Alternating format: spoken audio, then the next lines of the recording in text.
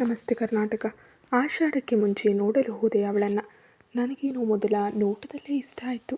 ನಮ್ಮ ಮನೆಯವರೆಲ್ಲ ಅವಳನ್ನು ಅವರ ಮನೆಯವರನ್ನ ನೋಡಿ ಅವರ ಬಗ್ಗೆ ಪೂರ್ವಾಪರ ವಿಚಾರಿಸಿ, ಹಾಗೂ ಅವಳ ಮನೆಯವರೆಲ್ಲ ನಮ್ಮ ಮನೆ ಕಡೆ ಬಂದು ನೋಡಿ ಎಲ್ಲ ತಿಳಿದು ಮದುವೆ ದಿನ ಗೊತ್ತು ಮಾಡಲು 1 ತಿಂಗಳು ತೆಗೆದುಕೊಂಡ್ರು. ಅಂತೂ ಮದುವೆ ತಯಾರಿ ಶುರು. ಎಲ್ಲ ಮುಗಿದು ಮದುವೆಯ ಚಪ್ಪರದ ದಿನ ಬಂದಿತ್ತು. ನಮ್ಮಲ್ಲೋ ಮದುವೆ ಅಂತ ಗೊತ್ತಾದ ಮೇಲೆ ಒಬ್ರಿಗೊಬ್ರು ನೋಡೋ ಅಂತಿಲ್ಲ, ಮಾತಾಡುವಂತಿಲ್ಲ. ನನಗೆ ಯಾವಾಗ ನನ್ನವಳನ್ನು ನೋಡ್ತೀನಿ ಎಂಬ ಕಾತರ ಬೇರೆ. ಇನ್ನು ನನ್ನ ಸ್ನೇಹಿತರು ಬೇರೆ ಸಾಲದಕ್ಕೆ ನನ್ನ ರೇಗಿಸ್ತಾರೆ. ಅದು ಸಾಲದಂತೆ ಹುಡುಗ ಹುಡುಗಿ ಅಂತರ್ಪಟ ಸರಿಸೋವರೆಗೂ ಅವಳನ್ನು ನೋಡೋ ಆಗಿಲ್ಲ. ನಮ್ಮದು ತುಂಬ ಸಂಪ್ರದಾಯಸ್ಥ ಕುಟುಂಬ ಬೇರೆ ಕಣ್ರಿ. ಬೇಡ ನನ್ನ ಅವಸ್ಥೆ. ಹೇಗೂ ಇಂದು ನವ ಜೀವನದ ವಿವಾಹ ಎನ್ನುವ 3 ಗಂಟಿನ ನಂಟಿಗೆ ಒಳಗಾಗುತ್ತಿರುವೆನಲ್ಲ. 3 ಗಂಟು ಹಾಕಿದ ಮೇಲೆ ಸಿಗದೆ ಹೋಗುವಳೆ ಸಿಗುವಳು ಎಂದುಕೊಂಡ.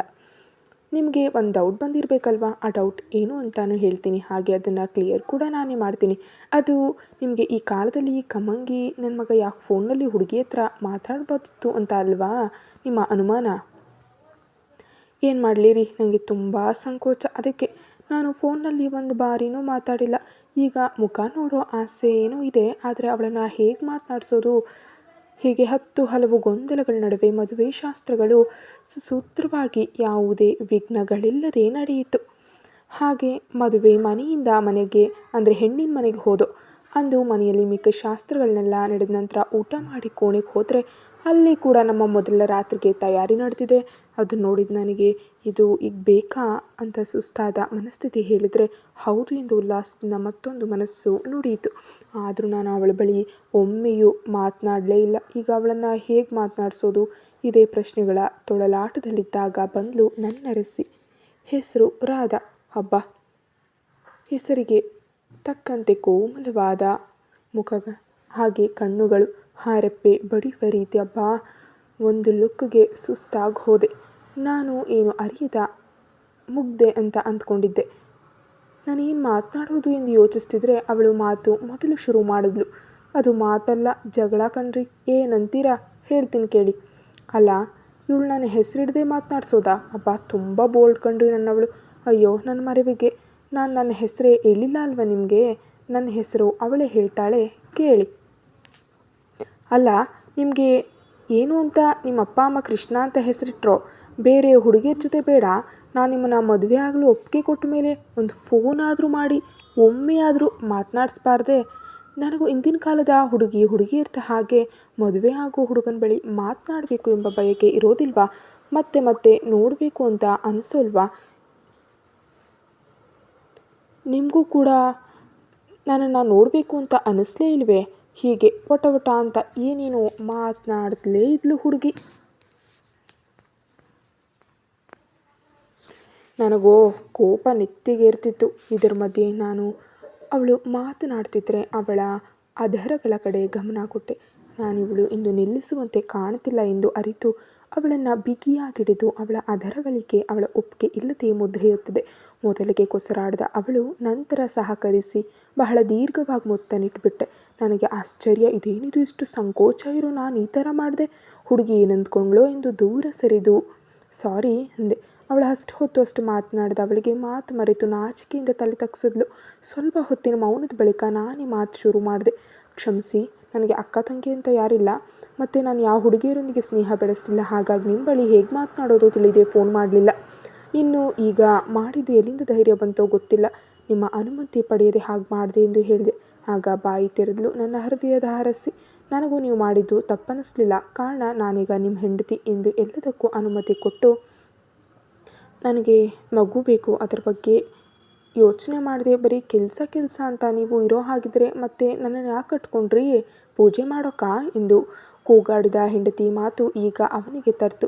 ಮುಖ ಉದಿಸ್ಕೊಂಡು ಕೆಂಪಾಗಿ ಕಾಣ್ತಿದ್ದ ರಾಧಾ ಮೇಲೆ ಮುದ್ದು ಉಕ್ಕಿ ಬಂತು. ಇನ್ನು ಅವನ ತಾಳ್ಮೆ ಕೆಟ್ಟಿತ್ತು. ಮಾಡ್ತೀನಿ ಕಣೆ ನಿನಗೆ ಎಂದು ಎದ್ದವನು ಅವಳನ್ನು ಹಾಸಿಗೆಗೆ ತಳೆದವನು ಫ್ಯಾನ್ ಜೋರು ಮಾಡ್ದ. ಅವಳ ಮೇಲೆ ಹುಲಿಯಂತೆ ಎರಗಿದವನ ನೋಡಿ ಭಯಕ್ಕೆ ರಾಧಾಳ ಉಸಿರಾಟ ಹೆಚ್ಚಾಗಿತ್ತು. ಕೃಷ್ಣ, ಬಿಡಿ ರೀ, ಏನೋ ಕೋಪಕ್ಕೆ ಬೈದೆ, ಪ್ಲೀಸ್ ಬಿಡಿ ಎಂದು ಅವನ ಕೋಪ ನೋಡಿ ನಡುಗಿದ್ಲು.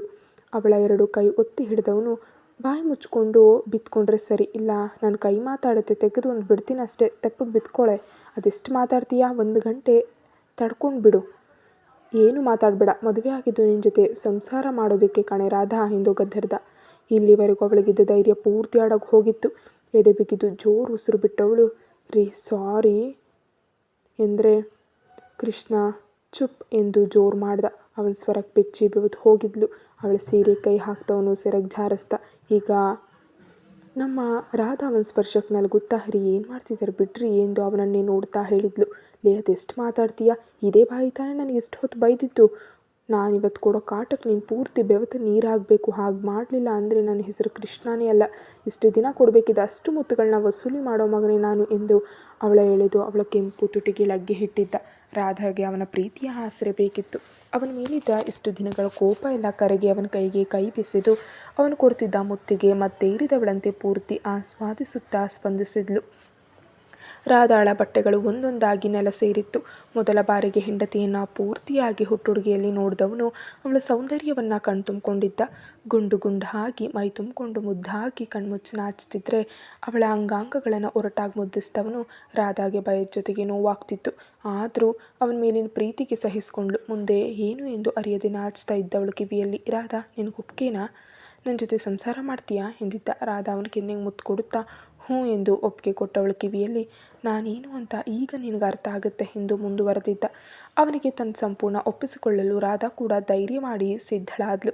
ಅವನ ಒಂದೊಂದು ಸ್ಪರ್ಶವನ್ನು ಅರಿಯುತ್ತಾ ಹುಡುಗಿಯಿಂದ ಹೆಣ್ಣಾಗ್ತಿದ್ದ ರಾಧಾ ಅವನ ತುಸು ಹೆಚ್ಚಿದ ಒರಟುತನವೇ ಇಷ್ಟವಾಗಿತ್ತು. ಅಮ್ಮ ಎಂದು ಕೂಗಿದವಳ ಸ್ವರಕ್ಕೆ ಕೃಷ್ಣ ಸಮಾಧಾನ ಮಾಡಿದ್ದ. ಅವಳ ತುಟಿಗಳನ್ನು ನನ್ನ ತುಟಿಗಳಿಂದ ಬಂಧಿಸಿದ್ದ. ಮೊದಲ ಮಿಲನದ ನೋವಿಗೆ ಅವಳ ಕಣ್ಣಿಂದ ಹರಿತಿದ್ದ ನೀರನ್ನು ಪ್ರೀತಿಯಿಂದ ಒರೆಸಿದವನು ಅವಳ ನೋವಿಗೆ ಅವನ ಪ್ರೀತಿಯೇ ಮದ್ದು ಎನ್ನೋ ಹಾಗೆ ಮುದ್ದಿಸುತ್ತಾ ಹೋದಂತೆ ಅವಳ ನೋವು ಕಳೆದು ಮೊದಲ ಮಿಲನದ ಸುಖವನ್ನು ಪಡಿತಿದ್ದ ರಾಧಾ ಮತ್ತು ಕೃಷ್ಣನಿಗೆ ಮನಸ್ಸು ಪೂರ್ತಿಯಾಗಿ ಖುಷಿಯಾಗಿತ್ತು. ತೀರದ ದಾಹ ಎಂಬಂತೆ ಇನ್ನೊಮ್ಮೆ ಬೇಡಿದವಳ ಹೆಚ್ಚು ಕಾಣಿಸದೆ ಹ್ಞೂ ಎಂದಿದ್ಲು. ರಾಧಾಳ ಆಲಾಪ ರೂಮಿನ ತುಂಬ ಪ್ರತಿಧ್ವನಿಸಿತ್ತು. ಬಿಟ್ಟು ಬಿಡದೆ ರಾತ್ರಿಯೆಲ್ಲ ಸೇರಿದ ಕೃಷ್ಣ ಅವಳ ಅದ್ಭುತ ಸೌಂದರ್ಯಕ್ಕೆ ಮಾರು ಹೋಗಿದ್ದ. ಹೇಳಿದಂತೆ ಅವಳನ್ನು ಪೂರ್ತಿ ಬೆವತ್ತು ನೀರಾಗುವಂತೆ ಮಾಡಿದ್ದ. ದೀರ್ಘ ಶ್ವಾಸ ಬಿಟ್ಟವಳನ್ನು ಅಪ್ಪಿದ. ರಾಧಾ ತುಂಬ ಕಾಟ ಕೊಟ್ಬಿಟ್ಟೆ ಅಲ್ವಾ, ಕ್ಷಮಿಸು ಎಂದಿದ್ದ. ರಾಧಾ ಅವನ ಎದೆಗೂಡಿಗೆ ಹೊರಗೆ, ಇಲ್ಲ, ನಿಮ್ಮ ಪ್ರೀತಿ ಹೊಸ ಅನುಭವ ಕೊಟ್ಟಿದೆ. ಐ ಲವ್ ಯು ಕೃಷ್ಣ, ನಿಮ್ಮನ್ನು ತುಂಬ ಪ್ರೀತಿ ಮಾಡ್ತೀನಿ ಎಂದು ಅವನನ್ನು ಗಟ್ಟಿಯಾಗಿ ಅಪ್ಕೊಂಡು ಕಣ್ಣು ಮುಚ್ಚಿ ಮಲಗಿದ್ಲು. ಸುಸ್ತಾದವಳನ್ನು ಎದೆಗೆ ಅಪ್ಕೊಂಡು ಮಲಗಿದವನು ಅವಳ ಕಿವಿಯಲ್ಲಿ ಪ್ರೀತಿಯಿಂದ, ಹ್ಞೂ ನನಗೆ ನಿಂತರ ಹೇಳೋಕೆ ಬರಲ್ಲ ಕಣೆ, ಆದರೆ ನಾನೇನು ತುಂಬ ಪ್ರೀತಿ ಮಾಡ್ತೀನಿ ಎಂದು ಹೇಳಿದ್ದ. ರಾಧಾಗೆ ಮುತ್ತಿನ ನಂತರ ಏನಾಯಿತು ಅನ್ನೋದನ್ನೇ ಯೋಚಿಸ್ತಾ ಕಣ್ಮುಚ್ಚಿದವಳ ಕೆನ್ನೆ ಕೆಂಪಾಗಿತ್ತು. ಗಂಡ ಹೆಂಡತಿ ಸಂಬಂಧದಲ್ಲಿ ಮುಖ್ಯವಾದ ಪ್ರೀತಿ, ಕೋಪ, ವಿರಸ, ಸರಸದ ಜೊತೆಗೆ ಈ ದಾಂಪತ್ಯ ಸುಖವು ಈ ಬಂಧನಕ್ಕೆ ಅತಿ ಮುಖ್ಯವಾಗಿತ್ತು. ನಿದ್ದೆ ಇಲ್ಲದ ಅವನು ಸಮಯ ನೋಡಲು ಅದಾಗಲೇ 5 ಆಗಿತ್ತು. ತನ್ನ ಕಾಟ ತಡೆದುಕೊಂಡು ಈಗಷ್ಟೇ ಕಣ್ಮುಚ್ಚಿ ಮಲಗಿದವಳನ್ನು ಎಬ್ಬಿಸದೆ ಅವಳ ಹಣೆಗೆ ಚುಂಬಿಸಿ ಮೆಲ್ಲ ಆಕೆಗೆ ಬೆಡ್ಶೀಟ್ ಹೊತ್ತಿಸಿ ಎದ್ದು ಸದ್ದು ಮಾಡದೆ ಸ್ನಾನ ಮಾಡಿ ಹೊರ ಹೋದ. ಕಣ್ಣು ಬಿಟ್ಟವಳಲ್ಲಿ ಸವಿ ರಾತ್ರಿಯ ನೆನಪಿನ ಜೊತೆಗೆ ಮೈಕೈಯೆಲ್ಲವೂ ತುಂಬ ನೋವಿತ್ತು. ಸಮಯ ನೋಡಲು 8 ಆಗಿತ್ತು. ಅಯ್ಯೋ, ಅಮ್ಮನ ಮನೆಗೆ ಹೋಗಬೇಕು ಎಂದವಳು ತನ್ನ ಅವತಾರ ನೋಡ್ಕೊಂಡು ನಾಚುತ್ತಾ, ಕೃಷ್ಣ ಐ ಲವ್ ಯು ಕಣೋ ಪೋಲಿ ಎನ್ನುತ್ತಾ ಬೆಡ್ಶೀಟ್ ಎಳೆದು ಮೈ ತುಂಬ ಹೊತ್ಕೊಂಡ್ಳು. ಅವನ ಪ್ರೀತಿಯ ಗುರುತುಗಳನ್ನು ನೋಡುತ್ತಾ ಹುಡುಗಿಗೆ ಹೊತ್ತು ಕಳೆದದ್ದು ಗೊತ್ತಾಗಲಿಲ್ಲ. ಅಂತೂ ಕಣ್ಬಿಟ್ಟಾಗ 10 ಗಂಟೆ ಆಗಿತ್ತು. ಅವಳ ಮುಂದೆ ಕೃಷ್ಣ ನಿಂತಿದ್ದ. ಅವನನ್ನು ನೋಡಿ ಎದ್ದು ಕುಳಿತವಳು, ಲೇ ಈಚೆ ಬರೋಲ್ವಾ, ನೆನ್ನೆಲ್ಲ ಕೂಗಾಡ್ತಿದ್ದೆ, ಈಗ ನೋಡಿದ್ರೆ ಹೀಗೆ ನಿದ್ದೆ ಮಾಡ್ತಿದ್ಯಾ, ಒಂದಿನಕ್ಕೆ ಹೀಗಂದರೆ ಮುಂದೆ ಹೆಂಗಮ್ಮ ನಿನ್ನ ಕತೆ ಎಂದು ಮೀಸೆ ತಿರುಗುತ್ತಾ ರೇಗಿಸ್ತವನು ನೋಡಿ ನಮ್ಮ ಹುಡುಗಿಗೆ ಕೋಪ ಬಂದಿತ್ತು. ರಾಧಾ ಅವನನ್ನು ನೋಡುತ್ತಾ, ಎಲ್ಲ ನಿಮ್ಮಿಂದ ತಾನೇ, ರಾತ್ರಿಯೆಲ್ಲ ಮಲಗೋಗ್ಬಿಟ್ಟಿಲ್ಲ, ಈಗ ನನಗೆ ಹೇಳ್ತೀರಾ ಎಂದು ಮೂತಿ ತಿರುಗಿಸ್ತವಳ ಮೂಗು ಹಿಡಿದ. ಅವಳ ಪುಟ್ಟ ಮೂಗುತಿಗೆ ಮುತ್ತು ಕೊಟ್ಟಿದ್ದ. ಕ್ಷಮಿಸು ಬಂಗಾರ, ಇನ್ನು ರಾತ್ರಿ ಕಾಟ ಕೊಡಲ್ಲ, ಬೆಳಗಿನ ಕಾಟ ಕೊಡ್ತೀನಿ ಎಂದು ಕಣ್ಣು ಹೊಡೆದವನ ದೂರ ತಳ್ಳಿದ ರಾಧಾ, ಅಬ್ಬಾ ನಿಮ್ಮ ಸಹವಾಸ ಬೇಡ ನನಗೆ, ಹೋಗು ಎಂದು ಮುನಿಸ್ಕೊಂಡವಳ ಕೈಗೆ ತಾನು ಪ್ರೀತಿಯಿಂದ ತಂದ ಕವರ್ ಕೊಟ್ಟಿದ್ದ. ಅದರಲ್ಲಿ ಸೀರೆ, ಒಡವೆಗಳು ಇದ್ದವು. ಅದನ್ನು ನೋಡಿದ ರಾಧಾಗೆ ಬಹಳ ಸಂತೋಷವಾಯಿತು.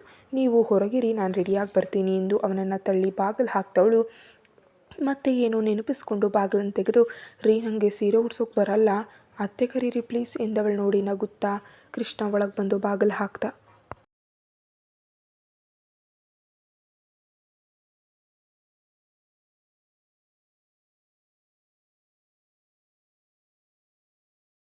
ಅವಳನ್ನು ನೋಡ್ತಾ ರಾಧಾ, ಹೋಗು ಲಂಗ ಬ್ಲೌಸ್ ಹಾಕೊಂಡು ಬಾ, ಇವತ್ತು ನಾನು ಉಡಿಸ್ತೀನಿ ಎಂದವನ ದೊಡ್ಡ ಕಣ್ಣು ಬಿಟ್ಟು ಆಶ್ಚರ್ಯದಲ್ಲಿ ನೋಡಿದ್ಲು. ಕೃಷ್ಣ ನಿಮ್ಗೆ ಸೀರೆ ಉಡ್ಸೋದಕ್ಕೆ ಬರುತ್ತಾ? ಅವಳು ಮೂಗು ಹಿಡಿದ ಕೃಷ್ಣ. ಲೇ ಬಿಚ್ಚೋಕೆ ಬರೋನಿಗೆ ಉಡ್ಸೋಕೆ ಬರಲ್ವೇನೆ, ಪೆದ್ದು ಹೋಗಬೇಗ ಎಂದವನು ಅಲ್ಲೇ ಕುಳಿತ. ರಾಧಾ ನಗುತ್ತಾ, ಈ ನನ್ನ ಗಂಡ ಇನ್ನು ಯಾವ ಅವತಾರದಲ್ಲಿ ಸೀರೆ ಉಡಿಸ್ತಾರೋ ಅಂದ್ಕೊಂಡು ಲಂಗ ಮತ್ತು ಕೃಷ್ಣ ತಂದುಕೊಟ್ಟ ಹೊಸ ಸೀರೆಗೆ ಒಪ್ಪುವ ರವಿಕೆಯನ್ನು ತೊಟ್ಟು ಬಂದವಳು ಕೂದಲನ್ನು ಎತ್ತಿ ತರುಬು ಹಾಕಿ ಪಿನ್ ಹಿಡಿದು ಅವನ ಮುಂದೆ ನಿಲ್ಲಲು ಕೃಷ್ಣ ಅವಳನ್ನು ನೋಡ್ತಾ ಕಳೆದೇ ಹೋಗಿದ್ದ. ಉಫ್, ಇವಳಿಂಗೆ ಮೈಕೈ ತುಂಬಿಕೊಂಡೊಳ್ಳೆ ರಸ್ಪುರಿ ಮಾವಿನ ಹಣ್ಣು ಥರ ಕೆಂಪು ಆಗಿದ್ದರೆ ನಮ್ಮ ನಿಯತ್ ಕೆಡುತ್ತೆ. ಇಷ್ಟು ಮುದ್ದು ಹೆಂಡ್ತಿನ ಇಷ್ಟು ದಿನ ದೂರ ಇಟ್ಟು ತಪ್ಪು ಮಾಡಿದೆ, ಇನ್ನು ಬರೀ ಇವಳನ್ನು ಮುದ್ದಾಡೋದೇ ಕೆಲಸ. ಇಷ್ಟು ದಿನ ಬಿಟ್ಟದ್ದು ಬಡ್ಡಿ ಸಮೇತ ಈ ರಾಧೆಯಿಂದ ವಸೂಲಿ ಮಾಡಬೇಕು. ಕಣ್ಣಲ್ಲೇ ಗುಂಡಿಗೆ ಸಾಯಿಸ್ತಾಳೆ. ಕೆಂಪು ತುಟಿ ಜೇನಿನ ಅಂಗಡಿಯನ್ನೇ ಅದರೊಳಗಿಟ್ಟಿದ್ದಾಳೆ. ಆ ಕೆನ್ನೆ, ಆ ಮೂಗು, ಉಫ್, ಆ ಕುತ್ತಿಗೆ ಎಂದು ಅವಳನ್ನು ನೋಡ್ತಾ ಕಳೆದು ಹೋದ. ಕೃಷ್ಣನ ಮುಂದೆ ಚಿಟಿಕೆ ಹೊಡೆದ್ಲು. ಅಬ್ಬಾ ಸರ್, ಯಾವ ಲೋಕದಲ್ಲಿ ಕಳೆದು ಹೋದ್ರಿ? ಏನು ಹಾಗೆ ದುರ್ಗುಟ್ಕೊಂಡು ನೋಡ್ತಿದ್ದೀರಿ? ಕಟ್ಕೊಂಡಿರೋ ಹೆಂಡ್ತಿಯನ್ನೇ ಈ ಲೆವೆಲ್ಗೆ ಸೈಟ್ ಹಾಕ್ತಿದ್ದೀರಾ?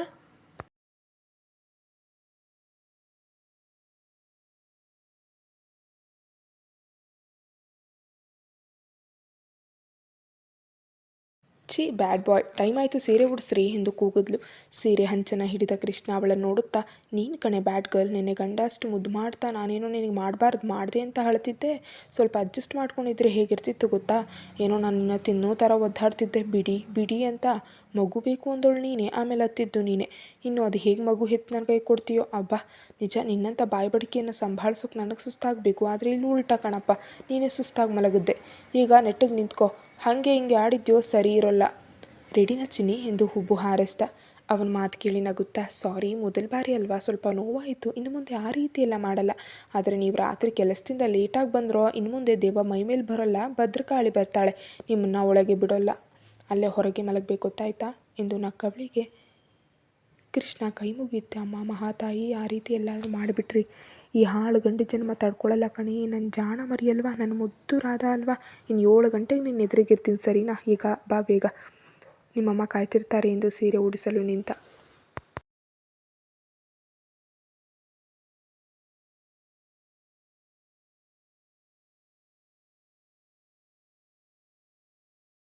ಹ್ಞೂ, ಇದಕ್ಕೇನು ಕಮ್ಮಿ ಇಲ್ಲ ಎಂದವಳ ಕೈ 2 ಮೇಲೆ ಎತ್ತಲು ಹೇಳಿದ. ಹಾಗೆ ಕೈಗಳನ್ನು ಮೇಲೆತ್ತಿ ನಿಂತ ರಾಧಾಳ ಸೊಂಟಕ್ಕೆ ಸೀರೆ ಸಿಕ್ಸ್ತಾ ಒಂದು ಸುತ್ತು ಹಾಕ್ತವನು ಸೆರಗಿನ ನೆರಿಗೆ ಮಾಡಿ ಹಾಕ್ತ. ರಾಧಾ ಅವನ ಅತಿ ಸ್ನೇಹಕ್ಕೆ ನಾಚಿ ಇನ್ನಷ್ಟು ಕೆಂಪಾಗ್ತಿದ್ದರೆ ಕೃಷ್ಣ ರಾತ್ರಿಯ ಸವಿಗಳಿಗೆ ನೆನೆದು ಅವಳನ್ನು ಮತ್ತಷ್ಟು ಸೆಳಿತಿದ್ದ. ಸೊಂಟದ ನೆರಿಗೆ ತೆಗೆದವನು ಅವಳ ಹತ್ತಿರ ಬಂದಿದ್ದ. ಕೃಷ್ಣನ ಕಣ್ಣಿನ ಮಿಂಚು ಕಟ್ಟುಮಸ್ತ ದೇಹ ನೋಡಿದ ರಾಧಾಗೆ ಅವನ ಒರಟುತನವನ್ನು ನೆನೆದು ಮೈಯಲ್ಲಿ ಮಿಂಚು ಹರಿದಿತ್ತು. ಅವನ ಕಣ್ಣಲ್ಲಿ ಕಣ್ಣಿಟ್ಟವನು ನೆರಿಗೆಯನ್ನು ಹೊಕ್ಕಳಿಗೆ ಸಿಕ್ಕಿಸ್ದ. ಕೃಷ್ಣ ಎಂದು ಸಿಹಿಯಾಗಿ ಕರೆದು ಉಸಿರು ಬಿಟ್ಟವಳು ಅವನ ತುಟಿಗೆ ತುಟಿ ಸೇರಿಸಿದ್ಲು. ಇಬ್ಬರ ತುಟಿಗಳು ಬೆರೆತು ರಂಗೇರಲು ಕೃಷ್ಣ ಅವಳು ಸೊಂಟ ಗಿಲ್ಲುತ್ತಾ ಅವಳು ಕಟ್ಟಿದ್ದ ತುರುಬನ್ನು ಬಿಚ್ಚಿ ಉದ್ದವಾದ ಕೂದಲನ್ನು ಹಾರಲು ಬಿಟ್ಟಿದ್ದ. ಅವನಿಗಿಲ್ಲಿದ್ದ ನೋವಿಗೆ ಅಮ್ಮ ಎಂದು ಹರ್ಚಿದವಳು ನೋಡಿ ನಗ್ತಾ ಇದ್ದ ಕೃಷ್ಣನೆರಿಗೆ ಹೊಡೆದಿದ್ಲು. ಸುಮ್ಮನೆ ಸೀರೆ ಉಡಿಸಿ ಹೀಗೆಲ್ಲ ಆಡಿದ್ರೆ ನಾನು ಅತ್ತೆನ ಕರಿತೀನಿ ನೋಡಿ ಮತ್ತೆ ಎಂದು ಕೆನ್ನೆ ಊದಿಸ್ಕೊಂಡು ಮಾತನಾಡ್ತಿದ್ದವಳು ನೋಡಿ ಕೃಷ್ಣ ಅವಳನ್ನು ಬಿಟ್ಟಿದ್ದ. ನೆರಿಗೆ ಸರಿ ಮಾಡಲು ಕೆಳಗೆ ಮಂಡಿಯೂರಿ ಕುಳಿತ. ನೆರಿಗೆಯನ್ನು ಒಂದೊಂದೇ ಹಿಡಿದು ಸರಿ ಮಾಡುತ್ತಾ ಹಲ್ಲೆ ಕುಳ್ಳಿ, ಕರಿಯ ನಿಮ್ಮ ಅತ್ತೆಯನ್ನು, ನಾನೇನು ಹೆದರೋದಿಲ್ಲ ಎಂದವನ ಕಣ್ಣು ಬೇಡ ಎಂದರೂ ಅವಳ ಬಿಳುಪಾದ ನಾಭಿ ಮೇಲೆ ಹೋಗ್ತಿತ್ತು. ಅವಳನ್ನು ಬರಸೆಳೆದು ಹೊಕ್ಕಳಿಗೆ ತುಟಿ ಊರಿದವನು, ರಾಧಾ ಬೇಗ ಪುಟ್ಟ ಕಂದ ಬೇಕು ಕಣೆ, ಈ ನಿನ್ನ ಒಡಲಲ್ಲಿ ನನ್ನ ವಂಶ ಬೆಳಿಬೇಕು, ನಿಂತ ರಾಣಿ ಮುದ್ದಾದ ದೇವತೆ ಬೇಕು ಎಂದು ಗಾಢವಾಗಿ ಅವಳ ಉದರಕ್ಕೆ ಚುಂಬಿಸಲು ರಾಧಾ ಹೂವಾಗಿದ್ಲು. ಅವನ ಪ್ರತಿ ಸ್ಪರ್ಶಕ್ಕೆ ಹಿಗ್ಗಿ ಹಿಗ್ಗಿ ನಲಿತಿದ್ಲು. ಅವನ ಪ್ರೀತಿಯ ಪರಿಗೆ ಸೋಲುತ್ತಾ ನನ್ನ ಕೃಷ್ಣ ಬೇಕು, ಪುಟ್ಟ ಕೃಷ್ಣ ಬೇಕು ಎಂದು ಅವನ ತಲೆ ಕೂದಲಲ್ಲಿ ಆಡಿಸುತ್ತಾ ಕೃಷ್ಣ ಅವಳನ್ನು ಮುದ್ದಿಸಿ, ಬೇಗ ರೆಡಿಯಾಗು, ನಾನು ಬಟ್ಟೆ ಹಾಕ್ಕೊಂಡು ಬರುವೆ ಎಂದು ಅಲ್ಲೇ ರೂಮ್ನಲ್ಲಿ ಬಟ್ಟೆ ಬದಲಾಯಿಸಿದ. ರಾಧಾ ಉದ್ದ ಕೂದಲನ್ನು ಹಾರಲು ಬಿಟ್ಟು ಚೆನ್ನಾಗಿ ಬಾಚಿ ಮಧ್ಯ ಕ್ಲಿಪ್ ಹಾಕ್ದವಳು, ಸೀರೆಗೆ ಒಪ್ಪುವಂತೆ ಸ್ವಲ್ಪ ಹೆಚ್ಚು ಮೇಕಪ್ ಮಾಡಿಕೊಂಡವಳು, ಅವನು ಕೊಟ್ಟ ಒಡವೆ ಎಲ್ಲವನ್ನ ಹಾಕ್ಕೊಂಡು ಮುದ್ದಾಗಿ ಕಾಣ್ತಿದ್ಲು. ಕೃಷ್ಣ ತಲೆ ಬಾಚುತ್ತಾ ಅವಳ ಹಿಂದೆ ನಿಂತವನು ಕನ್ನಡಿಯಲ್ಲಿ ಅವಳನ್ನು ನೋಡುತ್ತಾ, ರಾಧಾ, ಆ ಬ್ರಹ್ಮ ನನಗೆ ಅಂತ ನಿನ್ನ ಆರಾಮಾಗಿ ಸೃಷ್ಟಿ ಮಾಡಿ ಕಳಿಸಿದಾನ ಕಣೆ, ಆಹಾ ಅಪ್ಸರೆ ನನ್ನ ಹೆಂಡತಿ ಎಂದು ದೃಷ್ಟಿ ತೆಗೆದವನ ಮುಂದೆ ಕುಂಕುಮದ ಬಟ್ಟಲನ್ನು ಹಿಡಿದಿದ್ಲು. ಅವಳ ಬೈತಲೆಗೆ ಕುಂಕುಮವನ್ನು ಇಟ್ಟವನು ಅವಳ ಹಣೆಗೆ ಪುಟ್ಟದಾಗಿ ಬೊಟ್ಟಿಟ್ಟಿದ್ದ. ಅವನ ಕಾಲಿಗೆ ಬಿದ್ದಿರಾದ ಅವನ ಕಾಲುಗಳನ್ನ ಮುಟ್ಟಿ ಕಣ್ಣೀರು ಹಾಕಿದ್ಲು. ಕೃಷ್ಣ ಅವಳನ್ನು ನೋಡಿ, ಏನೇ ಇದು, ಎದ್ದೇಳಮ್ಮ ಎಂದು ಎಬ್ಬಿಸಲು ಅವಳು ಏಳದೆ ಅವನ ಪಾದಗಳನ್ನ ಮುಟ್ಟಿ ಕಣ್ಣಿಗೆ ಒತ್ಕೊಂಡಿದ್ಲು.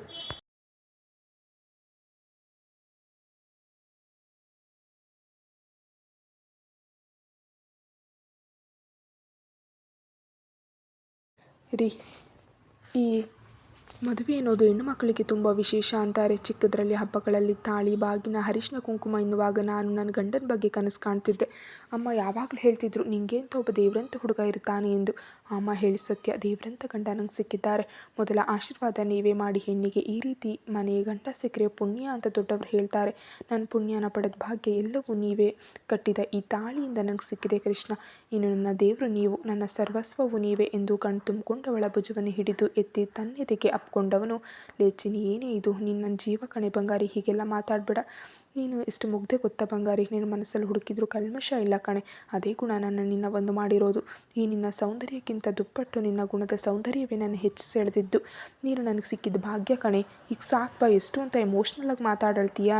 ಈಗ ಅಳುವ ಸಮಯ ಅಲ್ಲ. ನಾವಿಬ್ಬರು ಸೇರಿ ನಮ್ಮ ಮಗುನ ಆದಷ್ಟು ಬೇಗ ಈ ಭೂಮಿಗೆ ಕರ್ಕೊಂಡು ಬರಬೇಕು.